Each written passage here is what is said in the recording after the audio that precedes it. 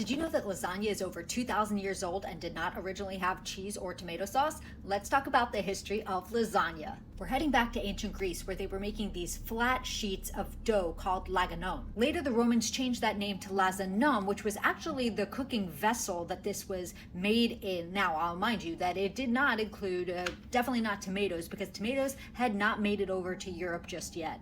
Tomato sauce or not, in 14th century Italy, this dish did get a little bit of a tweak, and it got some grated cheese added to it and other spices, so it's starting to get the way that, this picture is, and what we now know of it as today is lasagna. So there was kind of like a Lasagna Wars going on, because there were two different variations. You had northern Italy that had lasagna alla bolognese, so you had like a ragu, you had bechamel and parmigiano, and then Naples, very whimsical, was like, we're having a party, we're gonna make this into the most fun and, I don't know, stoner's delight version of a lasagna, again, no shade, that you've ever heard of. So they're adding in meatballs, sausage, ricotta, I think there was some fried eggplant in there, hard-boiled eggs.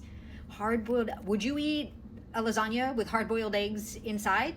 Are you like into that Naples life of lasagna? Very technically, lasagna did absolutely exist in Italy, but it was a very different form. Now, this kind of form, a la picture that you're looking at, is very much due to Italian immigrants coming into America. If you haven't caught my episode on spaghetti and meatballs, it's a very similar origin story to that. Cut to, there's a restaurant. It's called Stoofers. What do you know about Stoofers? I bet you know more than you think.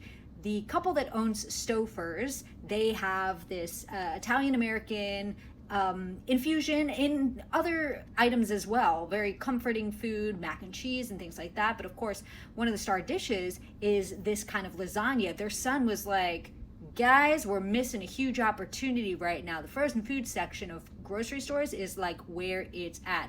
We gotta get in. And they're like, let's rock and roll. So Stouffer starts churning out these frozen lasagnas in all of these different grocery stores. And for a lot of people during this time, we're talking about in the 50s, this was their first foray into what a lasagna even was. So for some families, maybe in more rural areas, like Stouffer's was their first taste of lasagna. And the popularity of lasagna just continued to grow. I mean, we even take Garfield, a cat, cartoon.